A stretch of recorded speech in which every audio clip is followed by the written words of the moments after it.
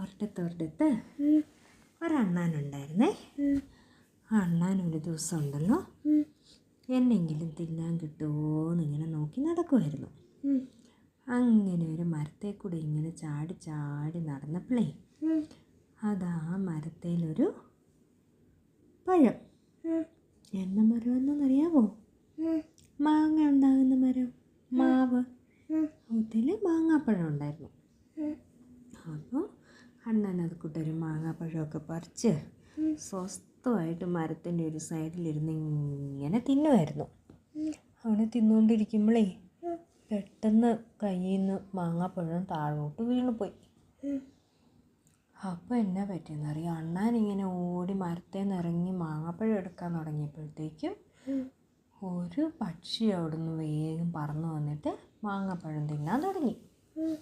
അണ്ണാൻ പറഞ്ഞു, അയ്യോ ഇതെൻ്റെ മാങ്ങാപ്പഴമാണ്, ഞാൻ തിന്നുകൊണ്ടിരുന്നത് താഴെ വീണതാ എന്ന് പറഞ്ഞു.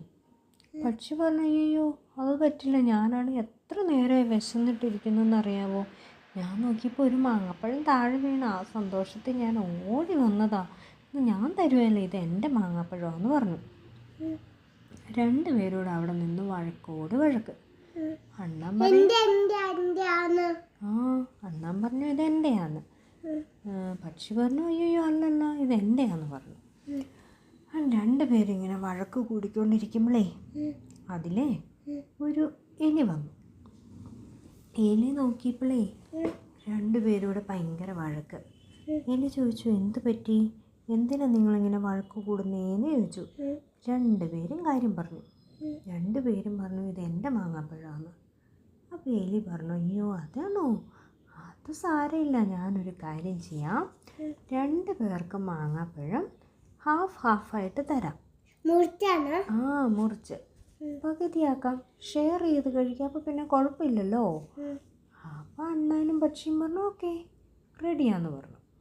അങ്ങനെ എലിക്കുട്ടൻ മേടിച്ചിട്ട് മാങ്ങാപ്പഴം രണ്ടാക്കി മുറിച്ചു കൊടുത്തു. ഒരു കഷ്ണം അണ്ണാനും കൊടുത്തു, മറ്റേ കഷ്ണം പക്ഷിക്കും കൊടുത്തു. പക്ഷി ഉണ്ടല്ലോ അന്നേരം നോക്കിയപ്പോഴേ അണ്ണാൻ്റെ കയ്യിലിരിക്കുന്ന മാങ്ങാപ്പഴത്തിൻ്റെ കഷ്ണം വലുത്, പക്ഷിക്ക് കൊടുത്തത് ഇച്ചിരി ചെറുത്. എലിക്കില്ല, എലി എടുത്തില്ല, എലി ഇവർക്ക് രണ്ടിനും കൊടുത്തു. അന്നേരം പക്ഷി പറഞ്ഞു, അയ്യോ അത് പറ്റില്ല, അണ്ണാൻ്റെ കഷ്ണം വലുതല്ലേ, എൻ്റെ കുഞ്ഞിതല്ലേ, അത് പറ്റത്തില്ല, എനിക്ക് ആ കഷ്ണം വേണമെന്ന് പറഞ്ഞു. അണ്ണൻ പറഞ്ഞു, അയ്യോ പറ്റില്ല, ഞാൻ തരില്ല എന്ന് പറഞ്ഞു. രണ്ടുപേരും പിന്നെയും വഴക്ക്. അന്നേരം എലി പറഞ്ഞു, അയ്യോ അങ്ങനെയാണോ, എന്നാൽ പിന്നെ അണ്ണാൻ്റെ കഷ്ണം കൊണ്ട് തന്നേ, ഞാനതൊന്നും കൂടെ ഇച്ചിരും കൂടെ ചെറുതാക്കി തരാം എന്ന് പറഞ്ഞു. അങ്ങനെ എലിക്കുട്ടനാണെങ്കിലേ ആ മാങ്ങാപ്പഴത്തിൻ്റെ കഷ്ണം എടുത്ത് ഒരു കടി, അതിൻ്റെ ഒരു കഷ്ണം അങ്ങ് തിന്നു. എന്നിട്ട് അണ്ണാൻ്റെ കൈ കൊടുത്തു.